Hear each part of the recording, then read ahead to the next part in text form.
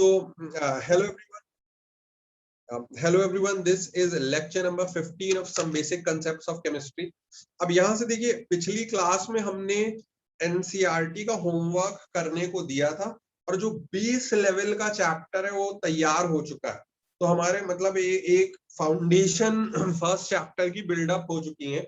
अब ये है कि हम उसमें थोड़ी थोड़ी लेयर्स ऐड करेंगे, कुछ और बातें हैं वो हमारे सिलेबस का पार्ट। तो पहले ये मत समझिएगा कि हम कुछ जो है वो क्या कहते हैं कि सिलेबस की बाहर की चीजें बता रहे हैं, ऐसा बिल्कुल भी नहीं है वो सिलेबस का पार्ट। बट क्योंकि अभी आप नए हैं तो आपको एनसीईआरटी किताब में इमीडिएटली फर्स्ट चैप्टर में नहीं दिख रही है, बट वो मूल कंसेप्ट की ही बातें हैं जो कि अलग अलग जगह दूसरी उसमें दे रखी हैं। तो just to sharpen your tools वो बातें हम आपको यहाँ पर बता रहे हैं। आइडियली वो बातें किसी दूसरे चैप्टर में 4 लाइन उधर लिखी हुई हैं, किसी तीसरे चौथे चैप्टर में आगे लाइन लिखी, और वो उस वहां पर जब हम आएंगे तब भी हम उन बातों को पढ़ेंगे। बट कुछ classes like 14-15 today's our 15th lecture, कुछ क्लासेस हम इन पे भी यहाँ पर भी डिवोट करेंगे जिनमें हम देख सकेंगे कि हम और कैसे इन टॉपिक्स को स्ट्रॉन्ग बनाएं और अच्छा बनाएं। And then we'll move on to our second chapter, structure of atom. But उससे पहले मैं कुछ क्लासेस यहीं पर आपको टूल्स शार्पन करने के लिए यहाँ पर बताऊंगा, ताकि देखिए जो मतलब दो चीजें हैं। एक चीज तो वही है जो कि मैंने आपको ओपनली बता दिया कि सबसे बड़ी कंसर्न, मेजर कंसर्न जो मेरे लिए एज अ टीचर है, मतलब मेरा ये आप ये समझ लीजिए कि आपको पढ़ाना ये मैं बिल्कुल भी अपनी प्राइमरी रिस्पॉन्सिबिलिटी नहीं समझता हूँ। आपको सुन के शायद अजीब लगेगा, क्योंकि इससे भी ज्यादा बड़ी रिस्पॉन्सिबिलिटी है इंटरेस्ट जनरेट करना। पढ़ा तो मतलब हम क्या रहे, सभी पढ़ा रहे हैं भाई, वो कोई कुछ हमारी यूएसपी नहीं हो सकती या मेन काम नहीं हो सकता। मेन काम यही है कि भाई वो इंफॉर्मेशन और वैसे देना कि स्टूडेंट उसको परसीव करे और उसको सब्जेक्ट में इंटरेस्ट जनरेट हो, तो आप खुद ही फिर घर पे पढ़ाई करेंगे। तो वो हमारा मेन काम है, इंटरेस्ट जनरेट करना। अब वो इंटरेस्ट जनरेट करने के लिए हमने बेसिक इंफॉर्मेशन आपको दी पहले चैप्टर की, कुछ क्वेश्चंस दिए करने के और भी क्वेश्चन देंगे। बट एक लेयर ऐड करना होती है। It is just like this कि भाई कचौड़ी तो सब बेच रहे हैं, ठीक, बट अब मूलचंद वाली कचौड़ी की बात कुछ और है। हाँ भाई श्लोक, मूलचंद की खाइए कचौड़ी या नहीं? यस सर, खाइए। मूलचंद की ज्यादा अच्छी होती है, शब्बो वाली की ज्यादा अच्छी होती है? शब्बू की कभी नहीं खाई। शब्बू की कभी नहीं खाई? नहीं लो सर। भाई लो भाई लो, शब्बू की कचौड़ी कभी नहीं खाई। ठीक है भाई, ठीक है, आप खा के कंपेयर करके बताइएगा, ठीक है? Sure sir. चलिए ठीक है, अभी नहीं, अभी तो लॉकडाउन है, अभी नहीं, जब खुल जाएगा तब। ये नहीं कि शाम में पहुंच गए कि सर ने कहा है कचौड़ी खाने, पुलिस पकड़ लेगी, समझ गए? Yes sir. हाँ, तो यहाँ पर जो है वो क्या कहते हैं, हम एक लेयर ऐड करने की कोशिश कर रहे हैं। चलिए, और लाइटर नोट आप जो है वो हम अपना यहाँ पर डिस्कशन स्टार्ट करते हैं। So I will switch on the screen sharing.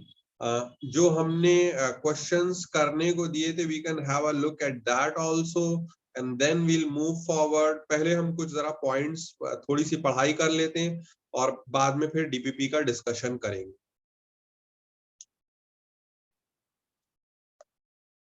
तो स्क्रीन शेयरिंग यहाँ पर हमने ऑन कर दिया, आपको स्क्रीन दिखने लगा होगा हमारा। और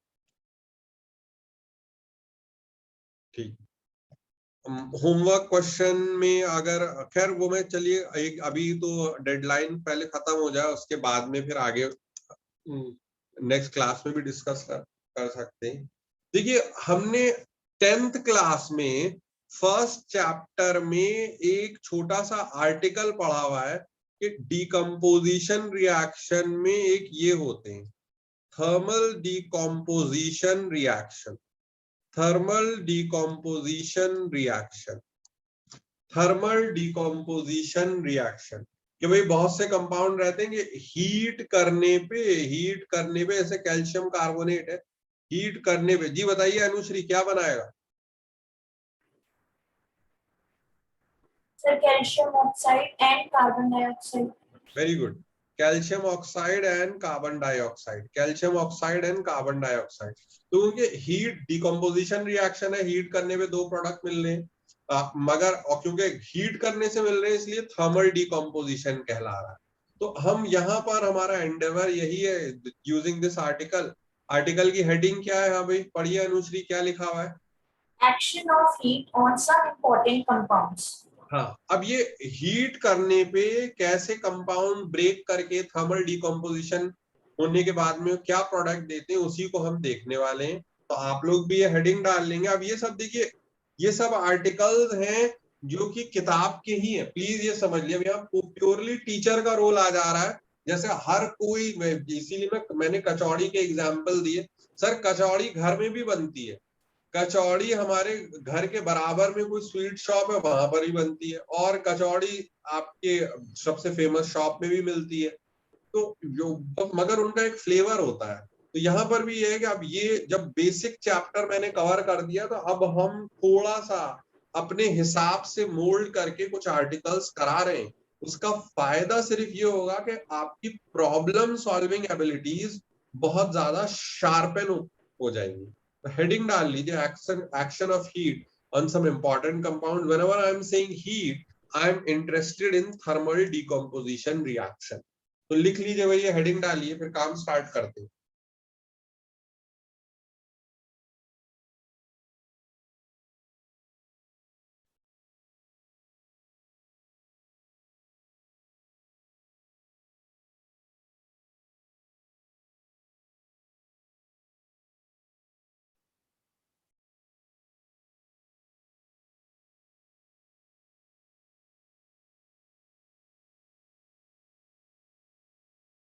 हेडिंग डाल ली तो भाई बताइए।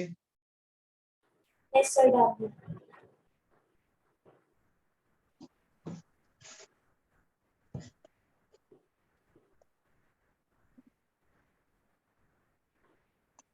अब देखिए, सबसे पहले मैं इंट्रोड्यूस करूं, पीरियोडिक प्रॉपर्टीज में भी ये पढ़ते हैं। ये हमारे कंपाउंड है, lithium, sodium, potassium, rubidium, caesium. इनको हम कलेक्टिवली क्या बोलते हैं? Alkali metals. एल्कली मेटल, तो इनको हम क्या बोलते हैं? Alkali metal. Lithium, sodium, potassium, rubidium, caesium, they are collectively known as alkali metals. alkali metals। अब देखिए साफ साफ, मैंने ये 10th क्लास की बात है, इसको कोई ऐसी हाई फाई चीज मत समझिएगा। ये 10th क्लास की बात है, बस मैं उस पर्सपेक्टिव से आपको पढ़ा रहा हूँ, उस पर्सपेक्टिव से मैं आपको पढ़ा रहा हूँ, है 10th क्लास की बात ये। हाँ भाई अभय वाश ने पढ़िए, क्या लिखा हुआ है? Alkali metals carbonate CO3-2 M2CO3 are thermally stable. They do not give thermal decomposition reaction on heating. हाँ देखिए, एल्कली मेटल क्योंकि एल्कली मेटल की वैलेंसी 1 होती है, जैसे हम सोडियम की बात करें तो Na+1 रहेगा, और कार्बोनेट ये ऐसे रहता है -2। तो जब अगर हम इनका क्रॉस में वो फॉर्मूला बनाते हैं तो कंपाउंड फिर ये बन जाता है Na2CO3। तो जनरल एल्कली मेटल को अगर मैं प्लस बोल दे रहा हूँ और कार्बोनेट को मैं -2 बोल दे रहा हूँ, तो इनका कंपाउंड बन जाएगा M2CO3। M2CO3। तो यही यहाँ पर लिखा गया है कि जो एल्कली मेटल कार्बोनेट हैं वो थर्मली स्टेबल है।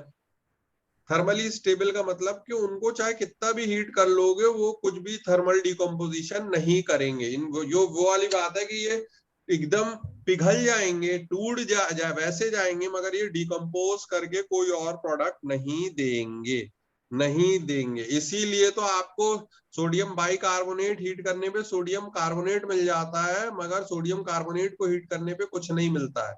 ये बात समझ में आ रही है लक्ष्य? बताइए। Yes sir. चलिए चलिए ठीक है, नोट डाउन करिए, ये बहुत इंपॉर्टेंट पॉइंट है। पहले तो एल्कली मेटल्स के सबके नाम पता होने चाहिए, lithium, sodium, potassium, rubidium, caesium. ये तो 10th क्लास में भी पढ़ते हैं, अगर 10th में नहीं भी पढ़ा हुआ तो भी कोई टेंशन नहीं है, लिखिए।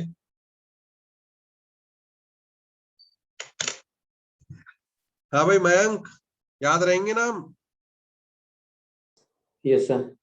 चलिए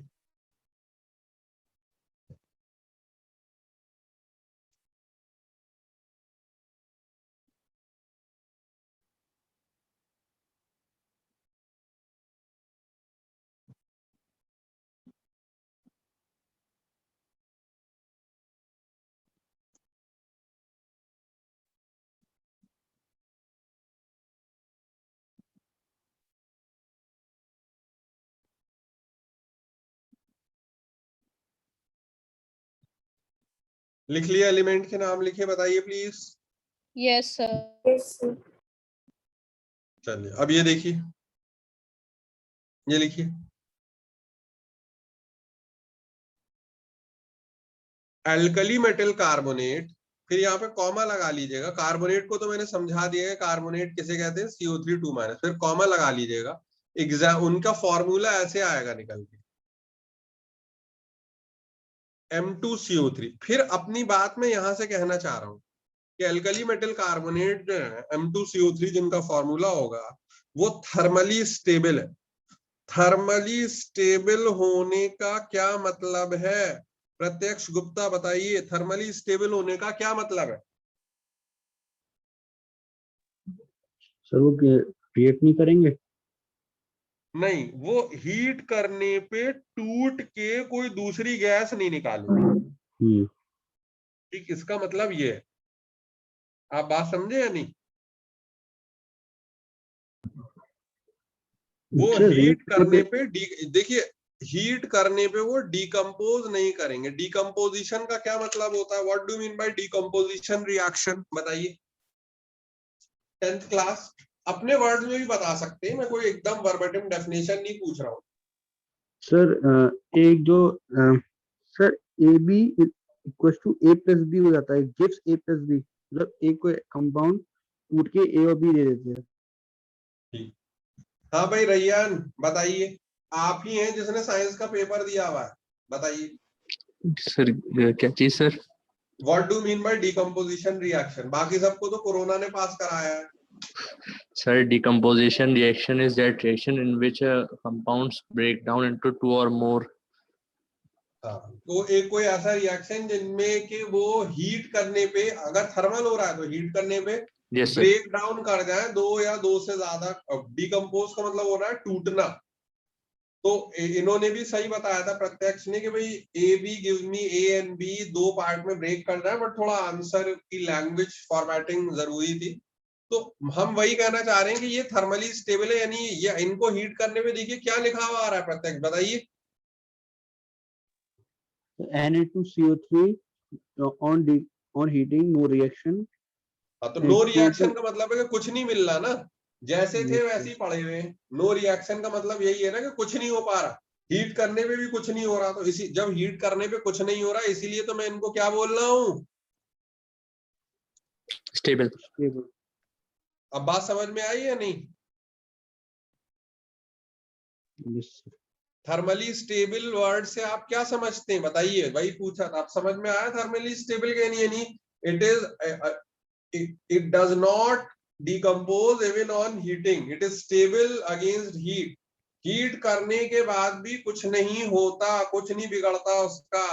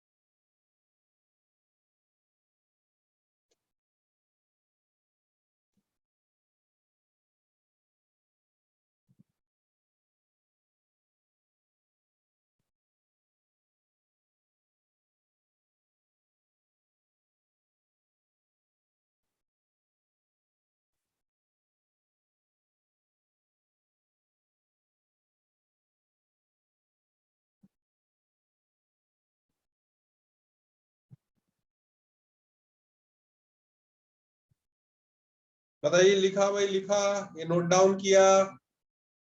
Yes, sir. Yes, sir. ठीक, Yes, sir.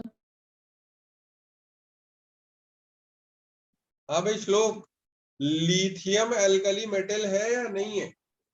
है सर। तो लिथियम कार्बोनेट हीट करने पे डिकम्पोज कर जाता है, क्यों? एक्सेप्शन। नहीं, एक्सेप्शन तो है, क्यों? आप तो बताएंगे, पीरियोडिक टेबल पढ़ा हुआ है, बताइए। सर मैं क्लास में एब्सेंट था। हाँ, क्लास में एब्सेंट थे।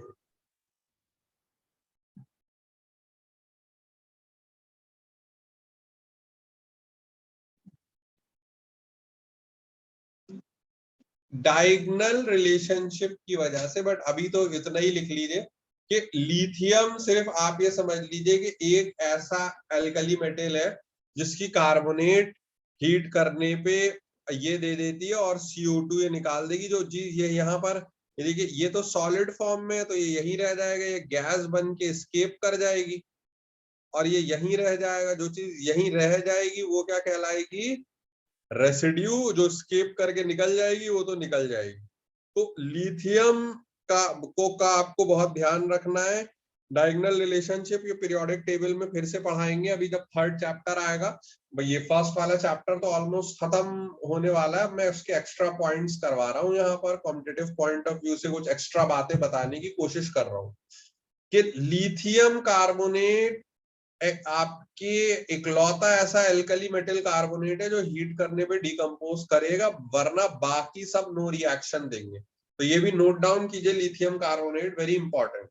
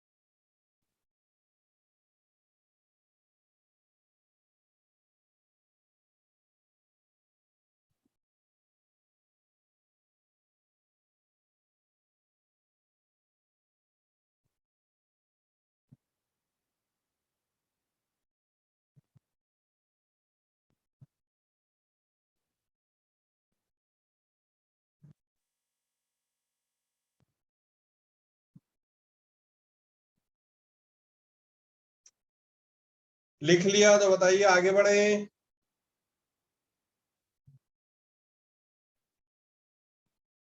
Yes, Yes, sir. sir.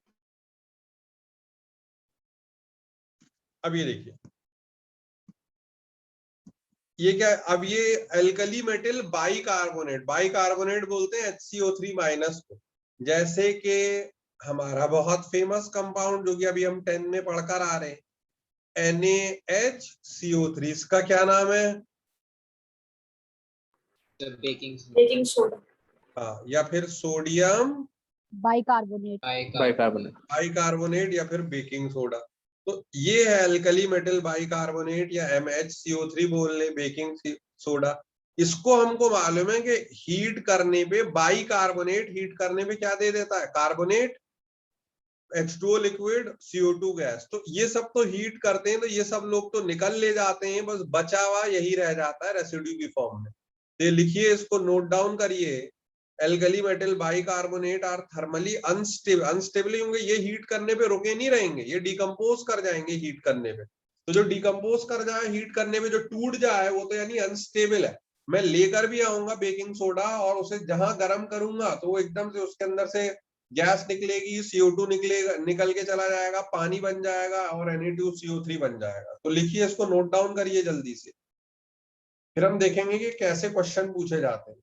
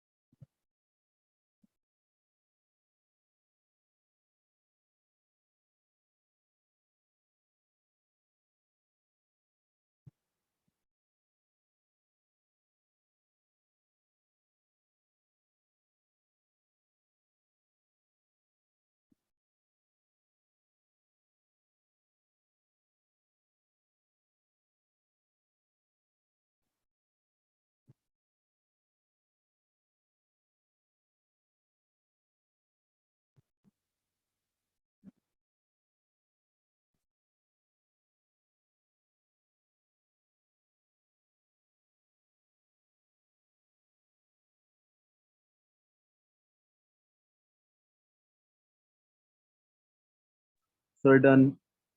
चलिए, लिखा, नोट डाउन किया। Yes, sir. Alkali metal bicarbonate जो है वो थर्मली अनस्टेबल है।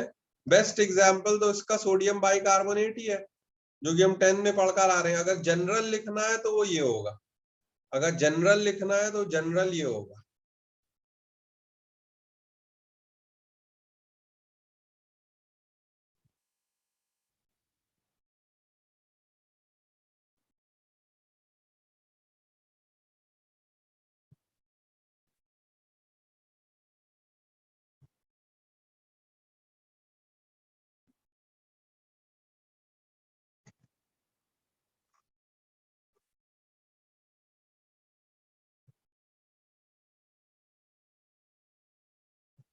ठीक, अब ये देखिए नेक्स्ट पॉइंट क्या लिखा हुआ है, नेक्स्ट क्या लिखा हुआ है, सब छोटी छोटी बातें जो कि आपको ध्यान में रखनी है। हाँ भाई दृश्या पढ़िए। Alkali metal sulfates are thermally stable. Thermally stable यानी जैसे सोडियम सल्फेट है, इसको हीट करेंगे आप तो कुछ नहीं होगा। लिखिए, नोट डाउन करिए, नोट डाउन करिए, सल्फेट्स को हीट करेंगे कुछ नहीं होगा।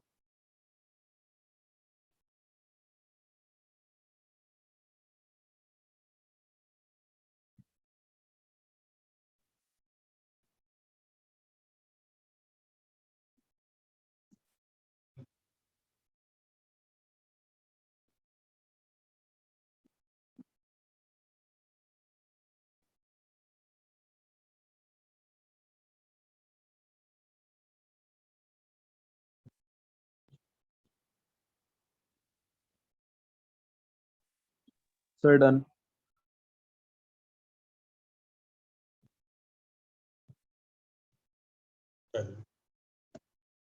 अब नाइट्रेट पर आ जाते हैं। ये देखिए क्या लिखा हुआ है। हाँ भाई दृश्या पढ़िए। Alkali metal nitrates are thermally unstable. हाँ, फिर से अनस्टेबल है। अब ये देखिए नाइट्रेट बोलते हैं इसको, NO3 माइनस, इसका नाम क्या है, नाइट्रेट। Nitrate.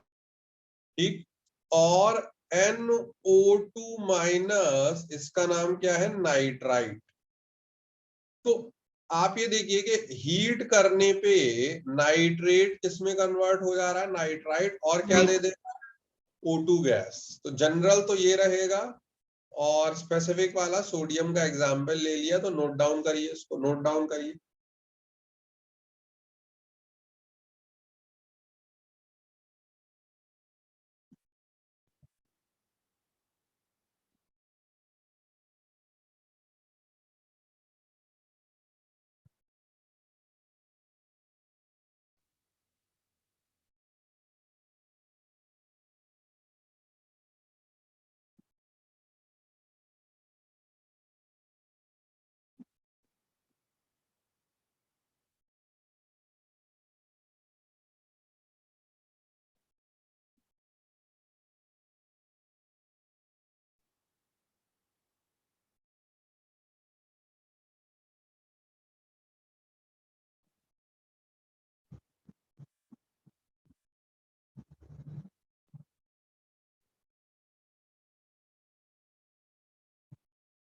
Sir done. चलिए एक्सेप्शन देखिए, एक्सेप्शन कहां से आ गया, फिर से क्वेश्चन में एक्सेप्शन कहां से आ गया, लिथियम के लिए, क्योंकि लिथियम भी अल्कली मेटल ही है, मगर एक्सेप्शन यही है कि लिथियम, बाकी सब लोग नाइट्राइट और ऑक्सीजन दे रहे हैं, मगर लिथियम नाइट्रेट क्या दे रहा है, ऑक्साइड और NO2 गैस और O2 गैस। तो ये बाकी सब लोग नाइट्राइट दे रहे हैं, और मगर लिथियम नाइट्रेट जो है ऑक्साइड दे रहा है, NO2 दे रहा है, O2 दे रहा है। उसका फायदा ये होगा कि जब क्वेश्चन पूछे जाएंगे तो जब तक आपको इक्वेशन ही सही नहीं पता होगी तो आप प्रोडक्ट बना नहीं पाएंगे। तो भले ही मोल कंसेप्ट आता भी है, आपको यही नहीं पता चलेगा कि कौन सी चीज बन रही है एक्चुअल में, और आप फिर आंसर भी आपका गलत आएगा। तो लिथियम नाइट्रेट का एक्सेप्शन याद रखिए, बाकी सारे अल्कली मेटल नाइट्रेट नाइट्राइट और O2 देते हैं, मगर लिथियम नाइट्रेट ऑक्साइड और NO2 और O2 देता है। तो ये लिथियम नाइट्रेट का एक्सेप्शन है। लिथियम कार्बोनेट का भी एक्सेप्शन था, इनफैक्ट पूरा का पूरा लिथियम हर जगह एक्सेप्शन ही देता रहेगा। तो यहाँ पर एक्सेप्शन उसने दिया हुआ है। एक्सेप्शन क्यों देगा, डायगोनल रिलेशनशिप की वजह से।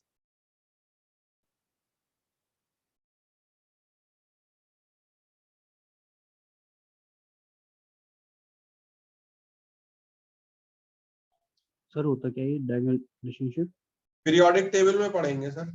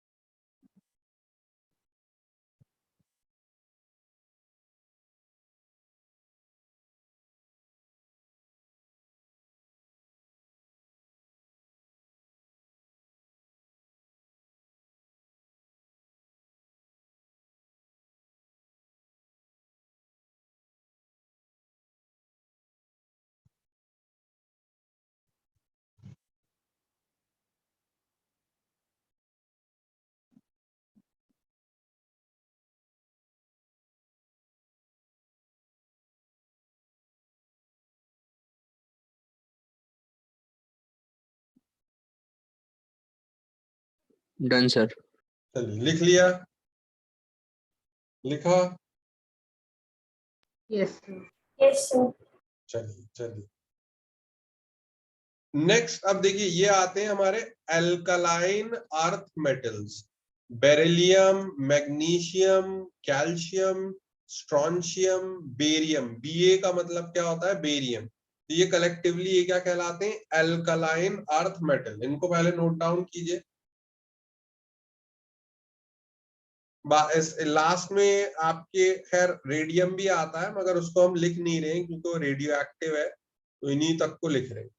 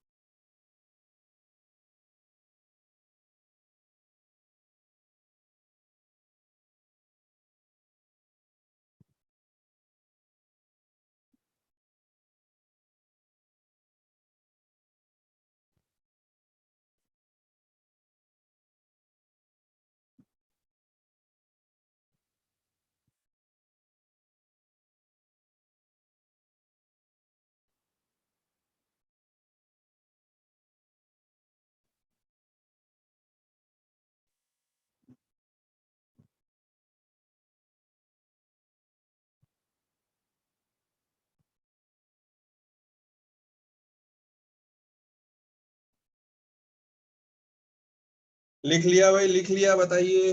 Yes, sir. चलिए अब Yes. एल्कलाइन अर्थ मेटल, ये देखिए इनका थर्मल डिकम्पोजिशन बहुत ही सिंपल है।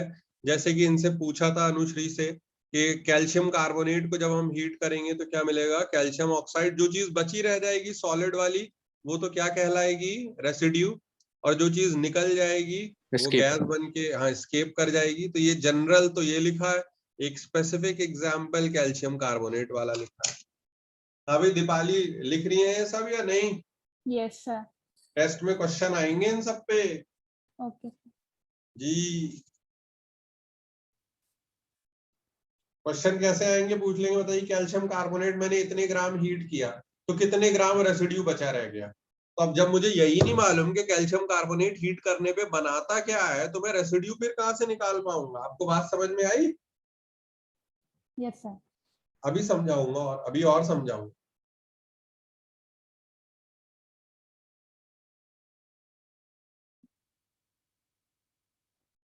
लिख लिया तो भाई बताइए, आगे बढ़े। Yes, sir. Yes, sir.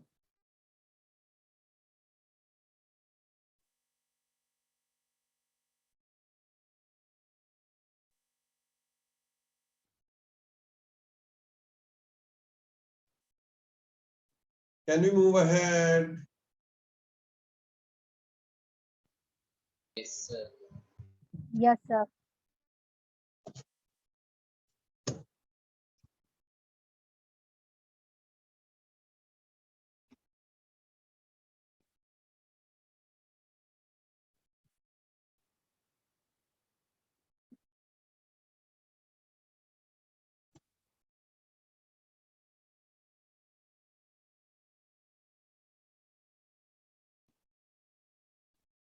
चलिए अब ये देखिए, ये भी हमारी जो है वो क्या कहते हैं कि ग्रीन विट्रियोल कंपाउंड है।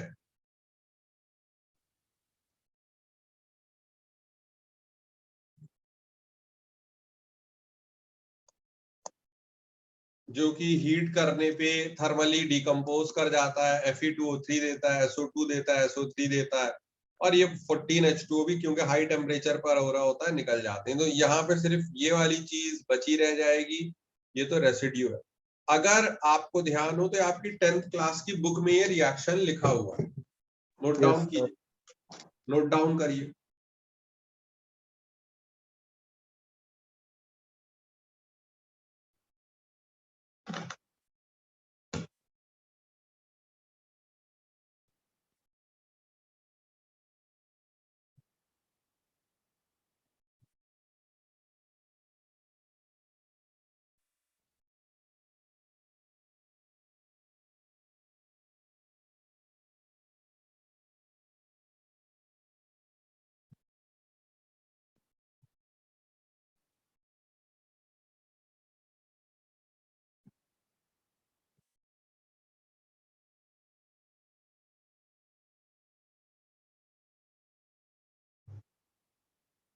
लिख लिया सर।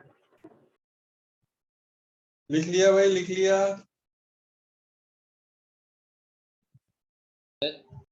जी बताइए बताइए।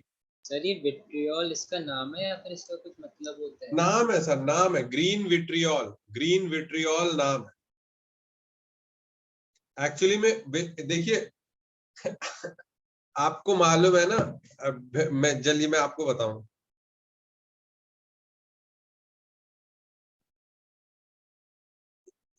विट्रियोल का रूट वर्ड है, जो हिंदी में एक वर्ड होता है सर, आपने ये सुना होगा तीखा, सुना है तीखा, ठीक। Yes, sir. या हम मान लीजिए कि जैसे कुछ कुछ लोग ऐसे होते हैं जो बहुत ही हार्श लैंग्वेज यूज करते हैं, बहुत ही जली कटी बातें करते हैं, तो हम उनसे बोलते हैं यार तुम जहर मत उगलो अपनी जुबान से, जब भी तुम बोलते हो यार खरी खोटी सुनाते रहते हो। इंग्लिश में उसको बोलते हैं you have such a vitriolic speech. तो विट्रियोल क्योंकि सर इससे H2SO4 बनाया जाता था जो कि एसिड होता था, और ये खुद ग्रीन कलर का होता था, तो इसीलिए इसका नाम क्या पड़ गया, ग्रीन विट्रियोल।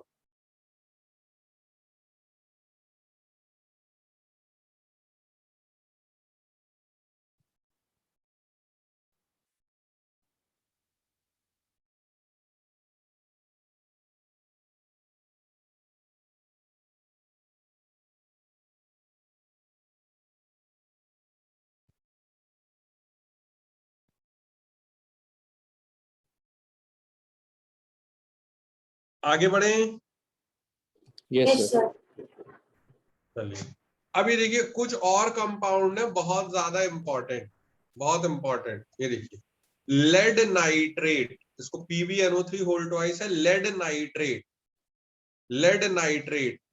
इसको हीट करेंगे तो लेड ऑक्साइड मिलेगा, NO2 और O2, यानी केवल ये जो है वही बचा रह जाएगा in the form of residue.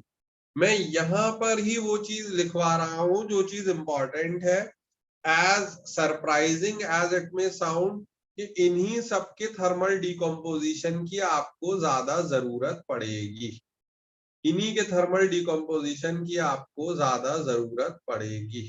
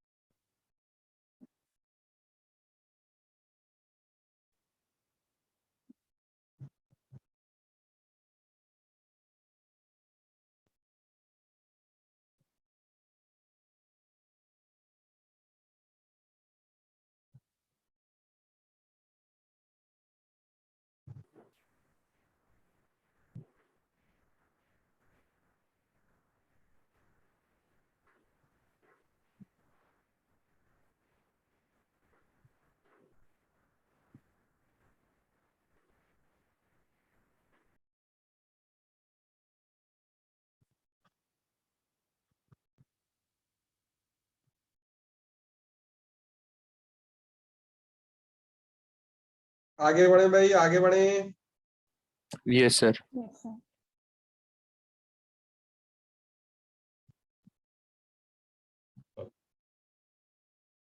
ये देखिए AgNO3, अब यहीं से देखिए ये सारी चीजें आती हैं, पहले से पता होनी चाहिए, तो वही बताने की कोशिश कर रहा हूँ। AgNO3 को जब हम हीट करेंगे तो वो फिर सिल्वर नाइट्रेट नहीं बनेगा, नाइट्राइट नहीं बनेगा, सिल्वर ऑक्साइड नहीं बनेगा, ये सब लोग निकल लेंगे। रेसिड्यू क्या बचा रह जाएगा?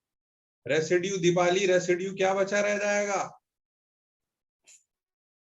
Silver. सिल्वर। ऐसी Ag2CO3 को जब हम हीट करेंगे तो फिर से देखिए रेसिड्यू केवल क्या बचा रह जाएगा? Silver. सिल्वर। वेरी इंपॉर्टेंट, ये सब CO2 O2 ये सब निकल लेंगे, ये सब चले जाएंगे।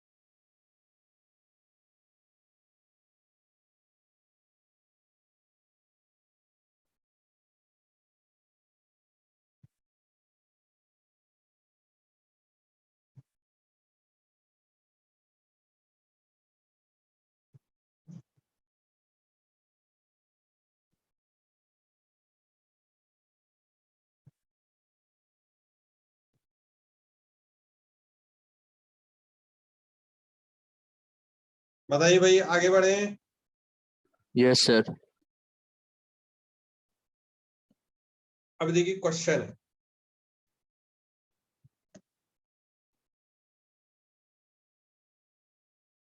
इक्वेशन में नहीं दिखाऊंगा, एग्जाम में इक्वेशन नहीं मिलेगी, एग्जाम में सिर्फ इतना क्वेश्चन होगा, एग्जाम में सिर्फ इतना क्वेश्चन होगा। और डेटा मैं आपको दे दे रहा हूं, और डेटा क्या है कि सिल्वर का मास होता है 108, कार्बन का ऑफ कोर्स 12 और ऑक्सीजन का 16। क्या क्वेश्चन क्या है? What exactly is the question? ठीक, क्वेश्चन क्या है? अभय वासने क्वेश्चन पढ़िए। The residue obtained on strongly heating 2.76 gram of Na2CO3 Na2CO3 नहीं है sir. Ag2CO3 weighs how many grams? हाँ, तो अब ये रेसिड्यू ऑब्टेन, तो रेसिड्यू क्या ऑब्टेन होगा उसके लिए इक्वेशन पता होनी चाहिए पहले। रेसिड्यू की बात तो हम तब कर पाएंगे जब हमें इक्वेशन पता होगी। तो कोशिश कीजिए करने की ये सवाल, कोशिश कीजिए करने की, ये सवाल करने की कोशिश कीजिए।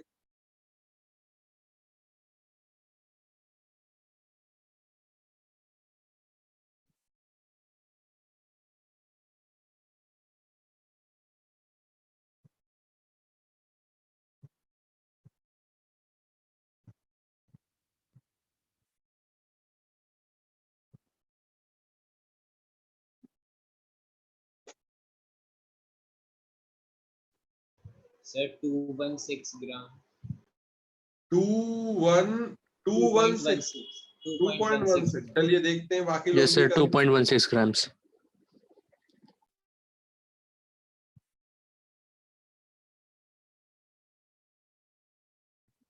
Sir 2.16 grams। चलिए बहुत अच्छी बात है, देखते हैं।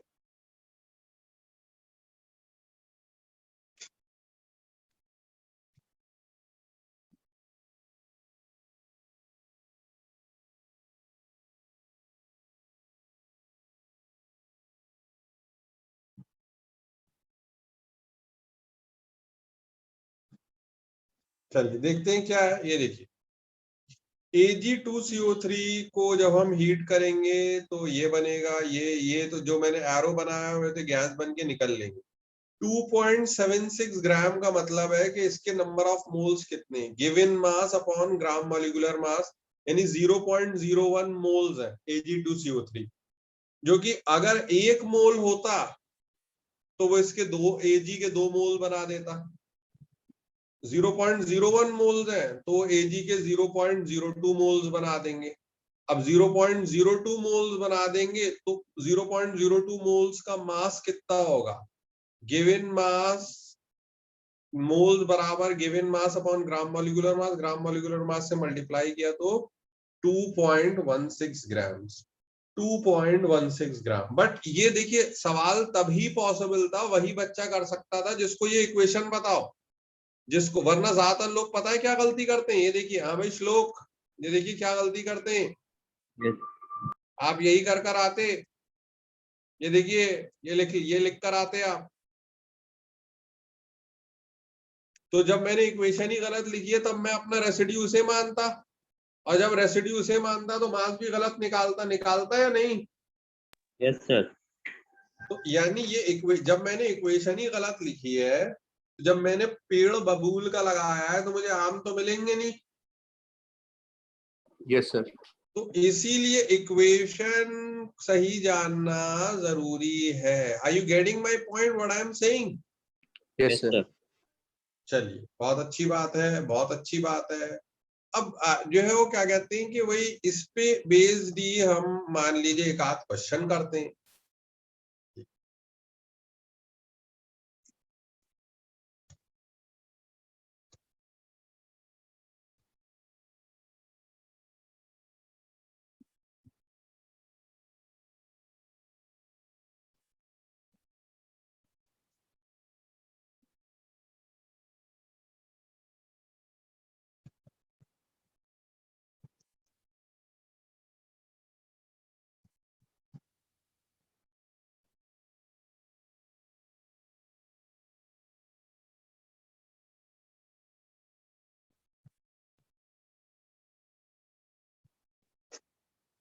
ओके, हाँ भाई Shreya Dubey, please read out the question.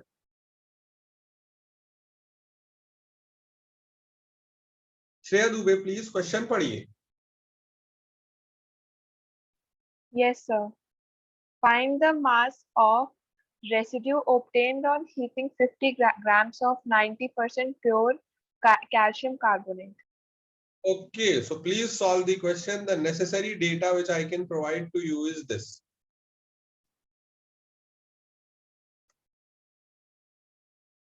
करिए करिए, कोशिश करिए। यांशु आप भी ट्राई कीजिए, मोल कंसेप्ट तो पढ़ा हुआ ही है, कर लेंगे। Yes sir. करिए। Even Anushri you can also try, please कोशिश कीजिए, डरिए नहीं।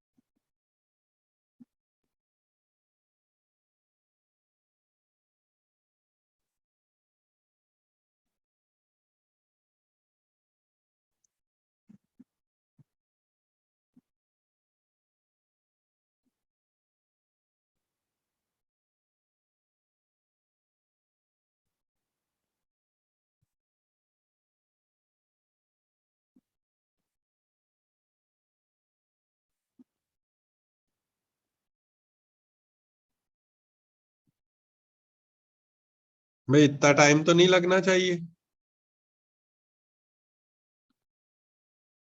Sir, Sir, is it 28 3.1 grams. gram? 3.1 ग्राम, चलिए देखते हैं। Sir, 28 gram. Sir, 31.1 gram, sorry. 31.1 ग्राम, चलिए देखते हैं। Sir, 28 gram. 28 ग्राम भी देखते हैं। Sir, 28 gram. चलिए देखते हैं सर, देखते हैं।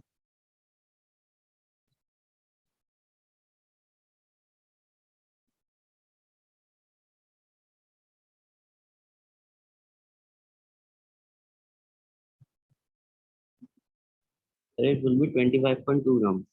25.2 ग्राम, चलिए भैया। Anyone else? Sir, 25.2 grams. Sir, 28 grams.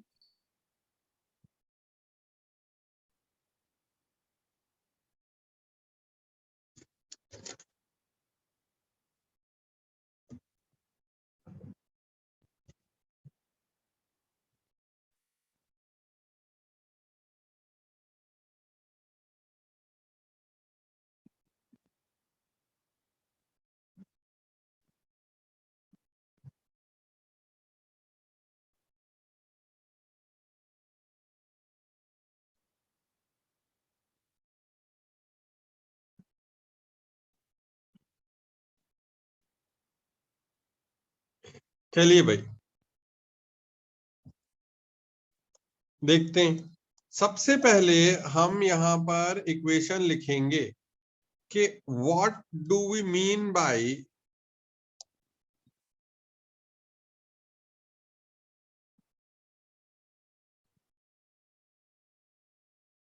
Heating of calcium carbonate. जब हम हीट करेंगे कैल्शियम कार्बोनेट को तो क्या मिलेगा बताइए?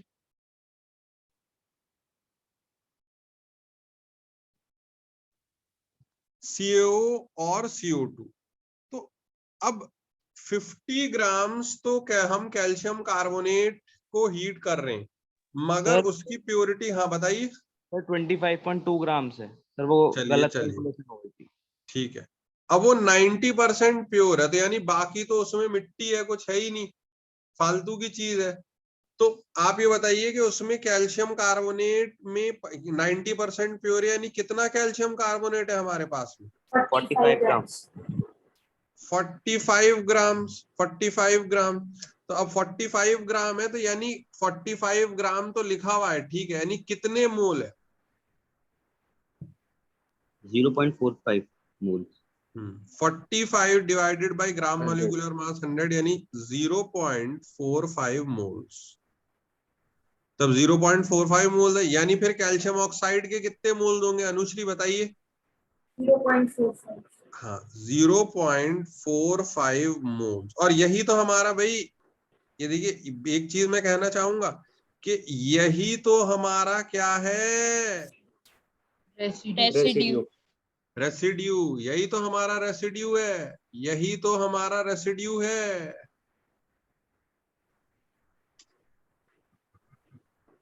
यही तो हमारा रेसिड्यू है। तो अब जब यही हमारा रेसिड्यू है तो आप देखिए कि भाई इसका मास कितना हो गया 0.45, इसका ग्राम मॉलिक्यूलर मास 56 होता है। तो 0.45 इंटू 56, अब ये बताइए कितना होगा?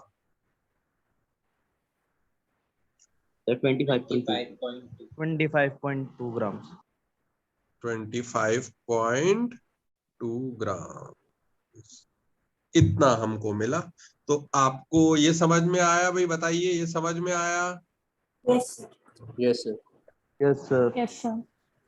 चलिए बहुत अच्छी बात है, बहुत अच्छी बात।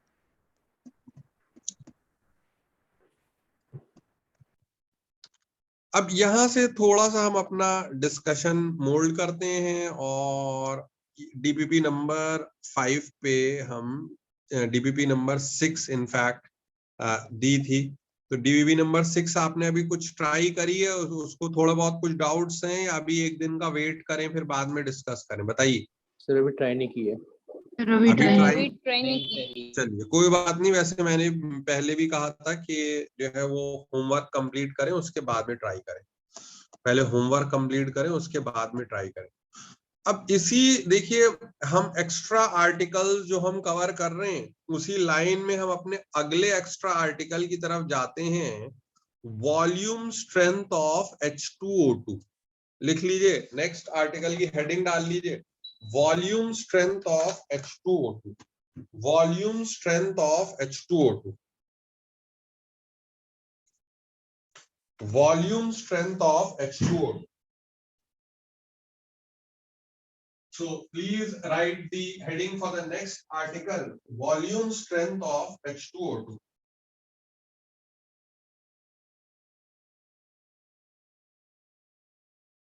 हेडिंग डाल ली भाई? Yes, sir. Yes Yes, sir. sir.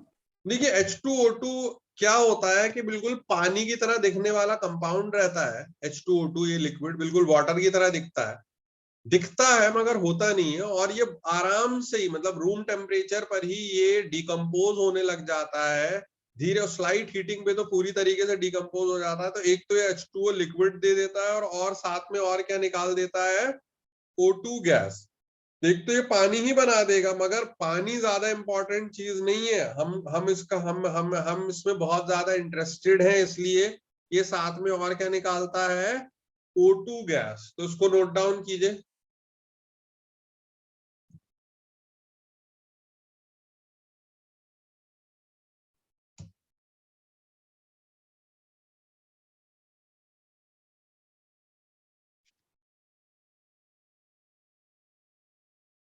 कि H2O2 जो है वो एक लिक्विड है, मगर ये स्लाइट हीटिंग पे, बहुत हल्की फुल्की हीटिंग पे ये H2O गैस निकालेगा और O2 गैस निकालेगा। लिखिए, इसको नोट डाउन कीजिए।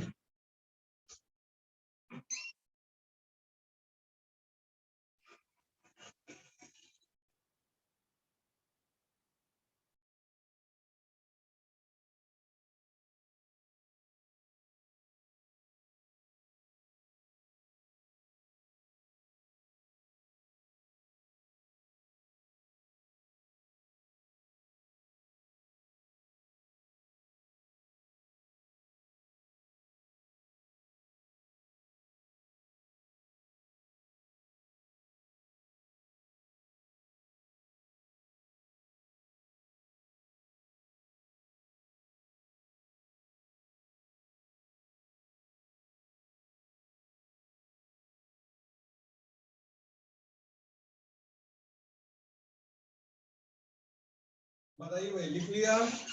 लिखा? Yes, sir. Yes, sir.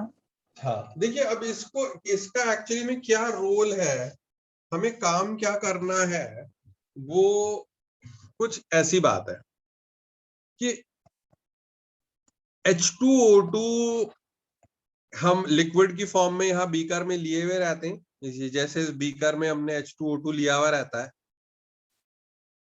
जैसे हम हीट करते हैं तो H2O2, जैसे कि आपको बताया कि जो है वो कन्वर्ट हो जाता है एक तो H2O लिक्विड में, साथ में ऑक्सीजन गैस में। तो वो ऑक्सीजन गैस यहाँ जो है वो गैस बन के इधर आपके फनल के थ्रू यहाँ से इधर आ जाती है, और फिर दूसरे वाले बीकर में हम उसको, क्योंकि पानी में सॉल्युबल उतनी नहीं होती O2 गैस, तो इधर हमें बबल्स मिल जाते हैं और हम उसको कलेक्ट कर लेते हैं। बबल्स मिल जाते हैं और हम उसको कलेक्ट कर लेते हैं। ठीक, अब इसमें धांधलेबाजी क्या होती है, लिटरली मैं यही वर्ड यूज करूंगा कि बेईमानी कैसे होती है। बेईमानी ऐसे होती है कि H2O2 बिल्कुल पानी की तरह होता है दिखने में, बिल्कुल दिखने में H2O2 पानी की तरह होता है। और क्योंकि पानी की तरह दिखने में होता है, तो हम जैसे मार्केट में गए और बेईमानी का मतलब क्या है कि वो हमसे बोल रहे हैं कि देखिए मैं आपको बिल्कुल ना 1 लीटर H2O2 दे रहा हूं लिक्विड, और ये बिल्कुल प्योर है। बट जैसे कि वही दूध बेचने में दूध वाले करते हैं, वैसे ही बेईमानी अगर इन्होंने यहाँ पर करने की कोशिश करी, तो बोल के तो वो दे रहे हैं प्योर, मगर रियलिटी में उन्होंने कुछ गड़बड़ी हमारे साथ में करी हुई है। क्या गड़बड़ी करी हुई है कि भाई रियलिटी में जो है वो ऐसे कर दिया है कि रियल सिचुएशन उसकी ये है कि यार 700 ml तो उन्होंने पहले से ही क्या लिया हुआ है, वाटर, और केवल 300 ml जो है वो क्या लिया हुआ है, H2O2 लिक्विड। तो जो वो प्योर बोल रहे थे कि 1 लीटर प्योर होने का मतलब कि भाई 1000 ml क्या लिया हुआ होगा, H2O2, मगर एक्चुअल में था कितना? 300 तो ये तो बेमार, ये तो फिर चीटिंग हो गई ना, ये तो चीटिंग हो गई, ये तो एक्चुअली में चीटिंग वाली बात हो गई, ये तो एक चीटिंग हो गई, ये तो एक चीटिंग वाली चीज हो गई।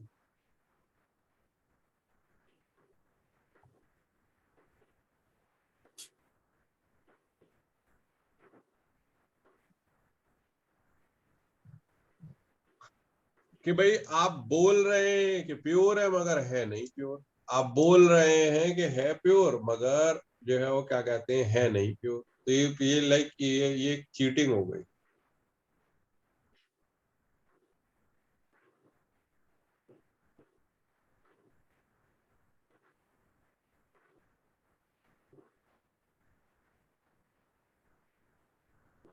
अब इससे कैसे बचा जाए, इस चीटिंग से कैसे बचा जाए, इस चीटिंग से कैसे बचा जाए? चीटिंग से बचने का तरीका यह है कि भाई जितना भी H2O2 होगा वो हीट करते ही दूध का दूध पानी का पानी निकाल जाएगा, क्योंकि ऑक्सीजन रिलीज करने की कैपेसिटी सिर्फ किसके अंदर है,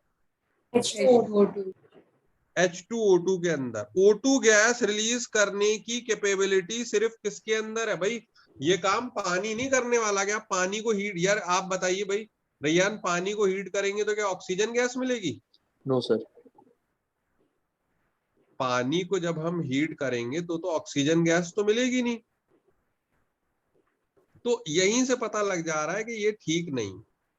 आप जो है वो सब दूध का दूध पानी का पानी हो जाएगा जब आप जो है वो ऐसा करें।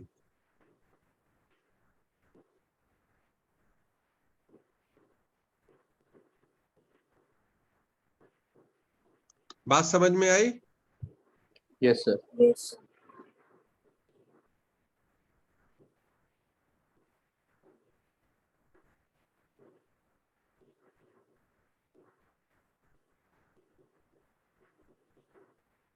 अब देखिए उसी को उन्होंने जो है वो क्या कहते हैं कि कैसे काम किया। अब ये देखिए फिर से PV = nRT वाली इक्वेशन आएगी कि H2O2 को हमने हीट किया और हमें O2 गैस मिली। उस O2 गैस को मैंने एक डिब्बे में रखा और उस डिब्बे में कंडीशन NTP की बनाई। हाँ भाई श्लोक, अब बताइए NTP किसे कहते हैं? सर जिसमें सर प्रेशर 1 atm होगा, टेम्परेचर 0 डिग्री केल्विन या फिर 273.15 केल्विन है।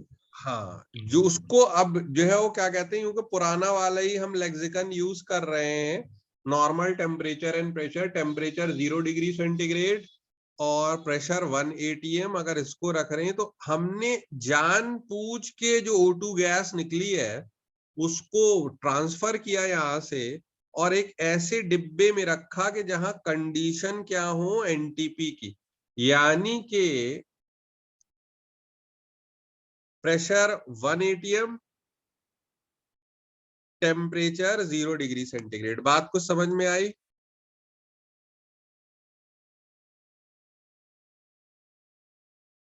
सर फिर से समझा दीजिए। ठीक ठीक ठीक, दोबारा समझा रहा हूं। देखिए यहां तक समझ में आया कि हीट करने पे O2 गैस निकलेगी। Yes sir.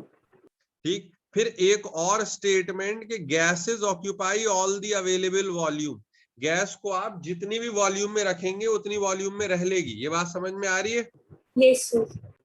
माइंड यू ये लिक्विड है, ये भी लिक्विड है, मगर O2 क्या है?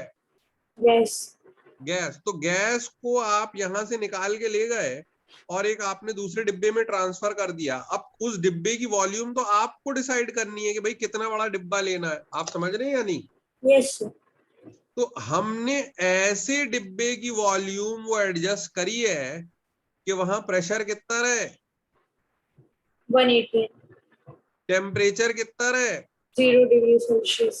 0 डिग्री से। अब देखिए यहीं से मैं एकदम एक मास्टर स्ट्रोक स्टेटमेंट दे रहा हूं, पता नहीं इसको कितने लोग समझ पाएंगे। एक मास्टर स्ट्रोक स्टेटमेंट ये है कि प्रेशर 1 atm और टेम्परेचर 0 डिग्री सेंटीग्रेड रखने के बाद में अगर मुझे हाँ भाई दृश्या, बी रेडी टू आंसर, अगर मुझे इस कंटेनर की वॉल्यूम 11.2 लीटर्स रखनी पड़े एनटीपी कंडीशन स्टैब्लिश करने के लिए, यानी कि प्रेशर 1 atm और टेम्परेचर 0 डिग्री सेंटीग्रेड, तो बताइए यहां O2 गैस कितनी होगी? Sir, 0.5 molecules or moles, I mean, 5 moles. molecules. Some moles. Very good answer, 0.5 मोल, क्योंकि मुझको मालूम है कि 1 मोल गैस एनटीपी पे कितनी वॉल्यूम ऑक्यूपाई करती है। Sir, 22.4 liters. तो हमने तो 11.2 लीटर का डिब्बा लिया है और कंडीशन एनटीपी की क्रिएट कर दी है, यानी कितनी गैस आई होगी? Sir, 0.5 moles. हाँ, अब बहुत से लोग इसमें ऑब्जेक्शन कर सकते हैं कि सर ये तो डिब्बा तो आपने लिया है, गैस तो फिर कितनी भी आई होगी आपको कैसे पता? अरे भाई ये भी तो देखिए कि प्रेशर कितना है 1 atm. 1 atm। तो in order to create NTP condition मेरे 0.5 मोल्स आए होंगे। हाँ ये बात बिल्कुल सही है, मैं डिब्बा कितना भी बड़ा ले सकता था, मगर तब फिर एनटीपी कंडीशन थोड़ी होती। बात Yes, समझ sir. में आ रही है या नहीं? Yes, sir. Yes, sir. यांशु बात समझ में आ रही है या नहीं? Yes sir. भाई अगर हाँ कोई ये कहे, जैसे कॉमन सेंस, मुझे तो ये नहीं समझ में आया था इसीलिए मैं आपको समझा रहा हूँ कि शायद आपको समझाऊं और तब मुझे समझ में आ जाए कि आधा मोल में गैस लेकर आया, मैं उसे 5 लीटर के डिब्बे में भी रख सकता था, मैं उसे 50 लीटर के डिब्बे में भी रख सकता था, टेम्परेचर 0 डिग्री सेंटीग्रेड रखता, मगर तब क्या ना मैच कर पाता? Pressure. क्योंकि PV is equal to nRT में मैं T बदल नहीं रहा, P बदल नहीं रहा, R बदल नहीं रहा, तो नंबर ऑफ मोल्स किसके प्रोपोर्शनल होंगे बताइए? Volume. वॉल्यूम के। बात समझ में आ रही है या नहीं? Yes, sir.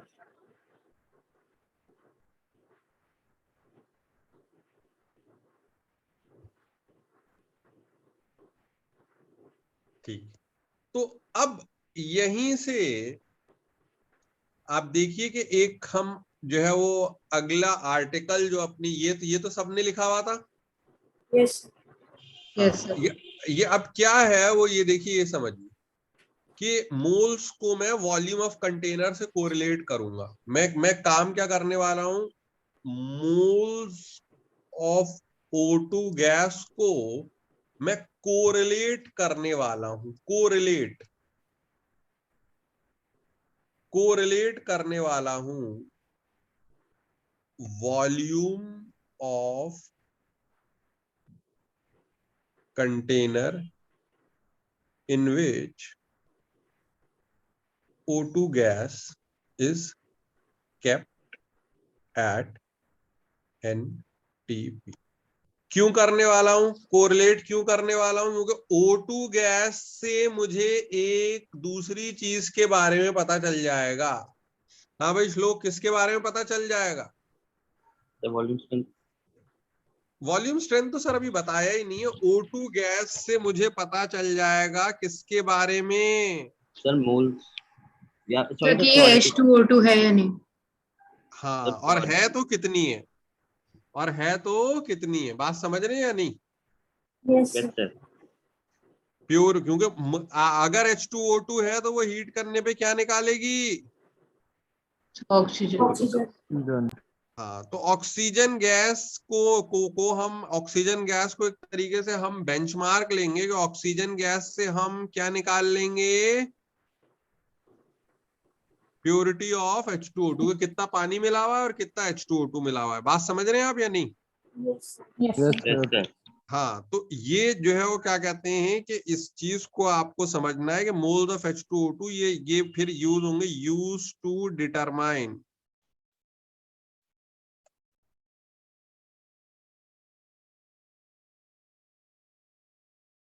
They will be used to determine purity of H2O2। बात समझ में आ रही है? Yes sir. चलिए, अब एक ये हल्का सा एक रफ सा चार्ट सा बना लीजिए। मतलब ये कोई हमारे वैसी चीज नहीं है, कोई डेफिनेशन नहीं है, मगर मैं ये रोड मैप बता रहा हूँ कि ये वॉल्यूम स्ट्रेंथ वाला आर्टिकल हम जो पढ़ने जा रहे हैं, या इनफैक्ट अभी तो पढ़ना स्टार्ट भी नहीं किया है, ये हम पढ़ेंगे भी तो क्यों पढ़ेंगे, वो उसका मेन रीजन यही है।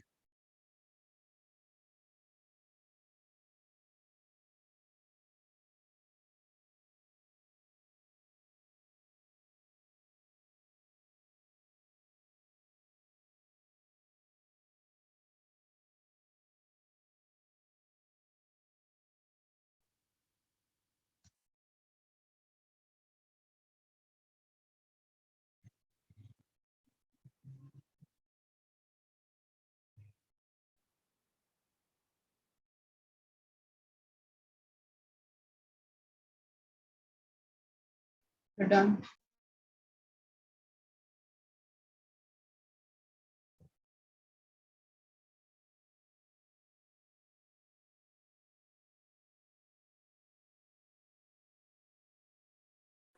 Done, sir. चलिए, Done, sir. अब देखिए, अब कोरिलेट करते हैं हम। ये क्या लिखा है? हाँ भाई दीपाली पढ़िए। If molarity of H2O2 solution is M, it means M moles of H2O2 are dissolved in 1 liter of solution.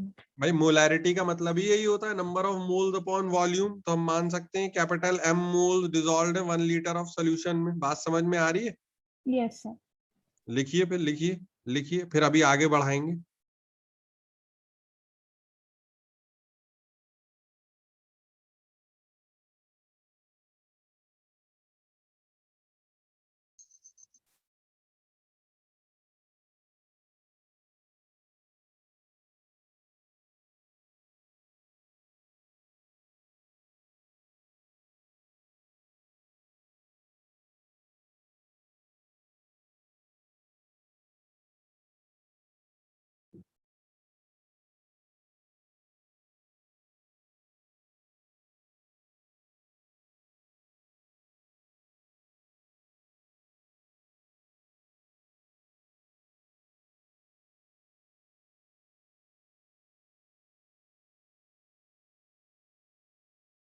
Okay, sir.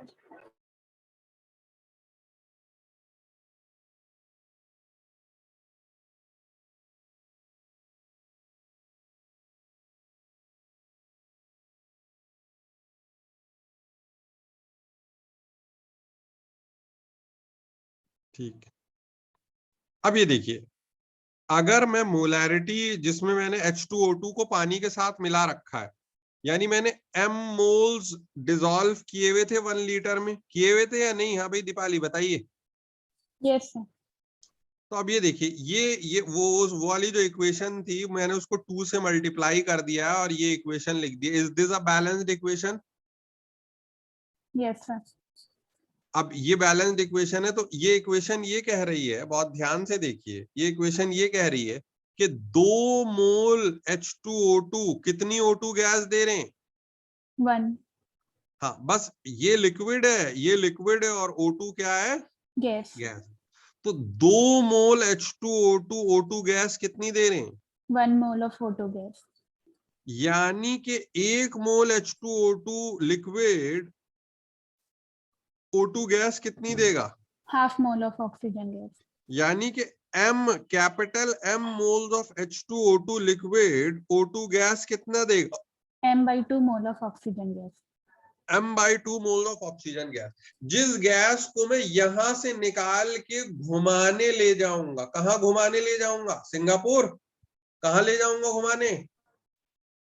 एक डिब्बे में रखूंगा, जहां मैं कैसी कंडीशन क्रिएट करूंगा? NTP condition. और एनटीपी कंडीशन से मैं इस वाले मोल्स की वैल्यू निकाल लूंगा कि कितने मोल आए थे, क्योंकि वॉल्यूम तो मैं मेजर कर रहा हूंगा और प्रेशर मैं नाप रहा हूंगा। तो मुझे फिर क्या पता चल जाएंगे? O2 गैस के मोल्स। Moles. और फिर O2 गैस के मोल्स से फिर मुझको किसके मोल्स पता चल जाएंगे? H2O2. H2O2. और फिर चोरी पकड़ ली जाएगी, किसने मुझे बेवकूफ बनाया था या फ्रॉड किया था मेरे साथ। बात समझ में आ रही है? Yes, sir. तो Yes, इसको sir. नोट डाउन करिए, फिर और नीचे लिखते हैं। पहले मोलैरिटी जो से पूरा ये वाला जो रिकॉर्ड आपको दिख रहा है इसको नोट डाउन करिए।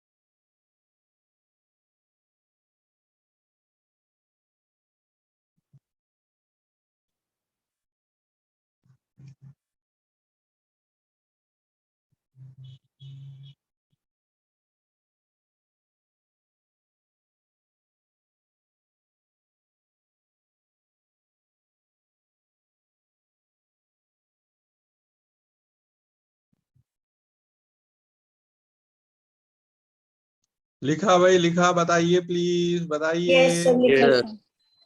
ठीक, धीरे धीरे समझा रहा हूँ। वेरी इंपॉर्टेंट आर्टिकल कि अगर मेन चीज है ये वाली बात लिख ली, molarity of H2O2 solution is capital M। इसका मतलब 1 लीटर वो जो लिक्विड वाला सॉल्यूशन है उसमें मोल्स कितने में घुले हुए होंगे? M moles. Capital M moles. Yes, sir. तो अब ये बताइए कि अगर कैपिटल M मोल्स घुले हुए होंगे तो आखिरकार O2 गैस कितनी प्राप्त होगी? M/2 moles. M/2। अब ये देखिए, ये भाई यहां से पढ़िए, यहां से पढ़िए। हाँ भाई, दृश्य आपने बताया था तो ये पाई आपको ही मिलेगी। पढ़िए फिर क्या लिखा हुआ है। Volume occupied by M/2 mole O2 gas under NTP conditions. M/2 into 22.4 liters is equal to 11.2 into M is equal to volume strength of H2O2 solution. यही कहलाती है वॉल्यूम स्ट्रेंथ, यही कहलाती है वॉल्यूम स्ट्रेंथ। तो अब वॉल्यूम स्ट्रेंथ का क्या मतलब है? वॉल्यूम स्ट्रेंथ का क्या मतलब? ये भी मैं लिखवाऊंगा, बट प्लीज जरा इसको रीड करिए। अभी I will be defining volume strength, but please Disha पढ़िए इसको। For example, if H2O2 solution is labeled as हाँ, H2O2 लिक्विड वाला जो सोल्यूशन है, अभी H2O2 सोल्यूशन जो कि लिक्विड था, इज लेबल्ड एज 5V. हाँ 5V, यानी एक बोतल थी H2O2, ये सोल्यूशन था, H2O2 का सोल्यूशन था। इस बोतल को मार्केट में क्या बोल के भेजा जा रहा था, क्या बोल के बेचा जा रहा था? Sir, hydrogen peroxide. H2O2. हाँ, सोल्यूशन था। और उसको इस पे वो लेबल क्या चिपका रखा था उन्होंने? 5V. 5V। तो इस 5V का मतलब क्या है? इस 5V का मतलब क्या है? पढ़िए। It means 1 liter of solution will liberate that much amount of oxygen gas under NTP conditions. That gas needs to be kept in a container size of 5 liters. हाँ, 5 लीटर वाले डिब्बे में रखना पड़ेगा अगर आपको कौन सी कंडीशन मेंटेन रखनी है। NTP condition. अब 5 लीटर में रखना पड़ेगा तो मुझको तो मालूम ही है कि मोल्स कितने आए होंगे फिर गैस के। So 5 by 22.4. ये मोल्स किसके होंगे? So O2 gas के. O2 गैस के। वाह भाई वाह, क्या बात कह दी। तो O2 गैस के अगर इतने मोल्स होंगे तो फिर ये बताइए H2O2 लिक्विड के कितने मोल्स होंगे? Same, इतने. नहीं नहीं नहीं नहीं नहीं नहीं नहीं नहीं नहीं नहीं नहीं Oh, नहीं sir, into 2. इंटू 2 यही होगा कहीं संडे के टेस्ट में फिर से ये तो नहीं होगा कहीं? नहीं सर, इस बार तो बिल्कुल नहीं होगा। इस बार बिल्कुल नहीं होगा। Very good very good. तो H2O2 के तो उसके दुगने होंगे, तो यानी कितने हो जाएंगे? यानी कितने हो जाएंगे? 5/11. अब ये जो मोल्स आ रहे होंगे मैम H2O2 के, इतने मोल्स कहाँ पाए जा रहे होंगे? सर 1 लीटर के H2O2. H2O2 वाले सॉल्यूशन में, 1 लीटर के H2O2 वाले सॉल्यूशन में। तो जब 1 लीटर के H2O2 वाले सॉल्यूशन में इतने मोल्स पाए जा रहे होंगे तो यही फिर क्या हो जाएगी? मोलैरिटी. मोलैरिटी। तो उसी को यानी उसी को हम वॉल्यूम स्ट्रेंथ और मोलैरिटी के बीच का रिलेशन बोलते हैं। वॉल्यूम स्ट्रेंथ 11.2 इंटू मोलैरिटी, यानी 11। अब आप खुद सोचिए कि 5/11.2 को जब आप 11.2 से मल्टीप्लाई करेंगी तो 11.2 से तो 11.2 चला गया, बचा क्या रह गया? 5 का मतलब ये है कि ये वो वाली वॉल्यूम तुमने ऑक्यूपाई करी है कि इतने मोल निकल कर आए कि एनटीपी कंडीशन स्टैब्लिश करने के लिए तुम्हें उतने बड़े डिब्बे में रखना पड़ा। कुछ बात समझ में आई? हाँ सर, आ गई थोड़ी। अभी आ ही नहीं सकती है, अगर किसी एक को भी आ जाए तो बहुत बड़ी बात होगी, बहुत सर टफ थोड़ी बात। आई है। हाँ तो ये बोलिए ना, थोड़ी आई, ये क्यों कह रही है? अगर जब सर वो एक्चुअली ना, जब अभी हम सिर्फ अभी आपको ये बोलना चाहिए था कि सर अभी बस आ हुआ है, ई नहीं हुआ है। नहीं सर, जब हम बोलते हैं तो फिर माइक अगर म्यूट कर दो तो फिर आवाज कट जाती है, इसीलिए आप तक पहुंची नहीं। ओके ओके ओके, कोई बात कोई बात। चलिए लिखिए लिखिए, नोट डाउन करिए, दोबारा समझाऊंगा, वेरी टफ आर्टिकल।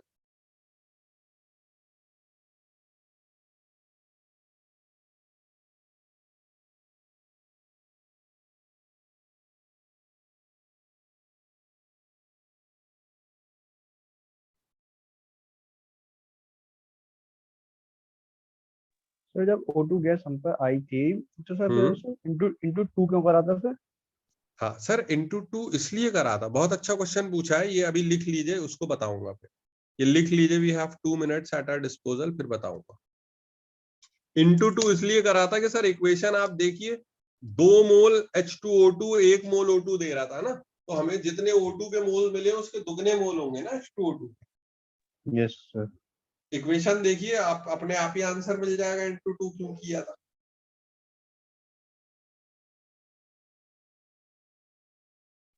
जी सर, ओके सर। लिखिए भाई, नोट डाउन कीजिए।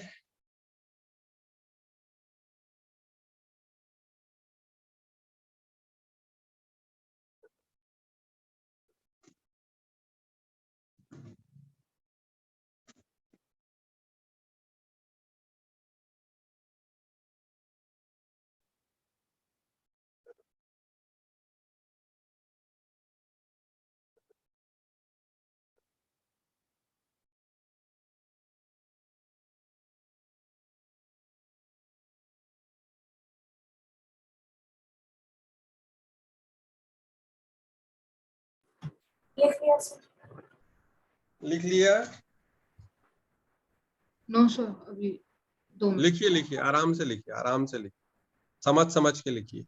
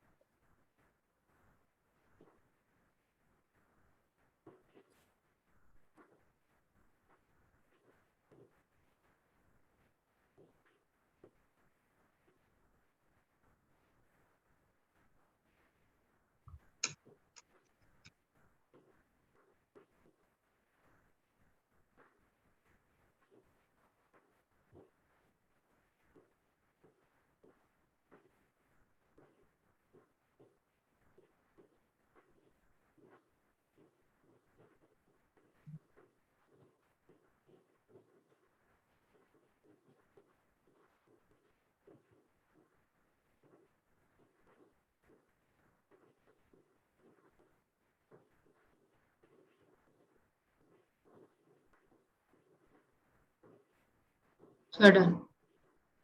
चलिए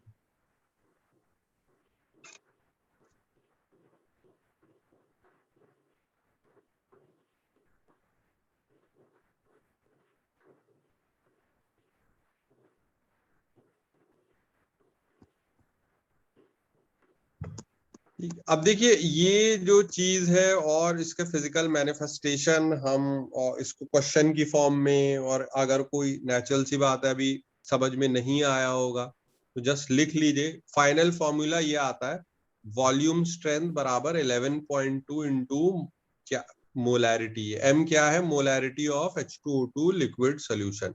वॉल्यूम स्ट्रेंथ क्या है, उस डिब्बे की वॉल्यूम जहां पर क्या रखी गई, ऑक्सीजन, ऑक्सीजन गैस, किस कंडीशन में, एनटीपी, और वो NTP. ऑक्सीजन गैस कहां से पाई गई थी, H2O2। H2O2. H2O2. हाँ H2O2 को हीट करने पे, ठीक है। Yes sir. तो we will be discussing about it. आपको तब भी दूसरों से कहीं ज्यादा जो है वो क्या कहते हैं चीजें समझ में आ गई हैं, क्योंकि एटलीस्ट फिजिकल मीनिंग समझ में आया है। ये हम आगे इस पे अगली क्लास में और डिस्कशन चलाएंगे, ठीक है। Yes sir. Okay, then thank you. We'll finish our lecture number 15 and we'll continue with one or two more lectures before we'll start a very important chapter of structure of atom. ठीक है? Yes sir. Okay then, thank you. Thank you, Thank sir. you, Thank you, sir. sir. Thank you, thank thank you you. Sir. Sir कुछ question आए नीचे sir उसके exercise के, sir NCERT exercise के। वो कल डिस्कशन करेंगे, अभी आज लोग होमवर्क तो सबमिट कर दें, कल करेंगे। Okay sir. Thank you. Thank you sir.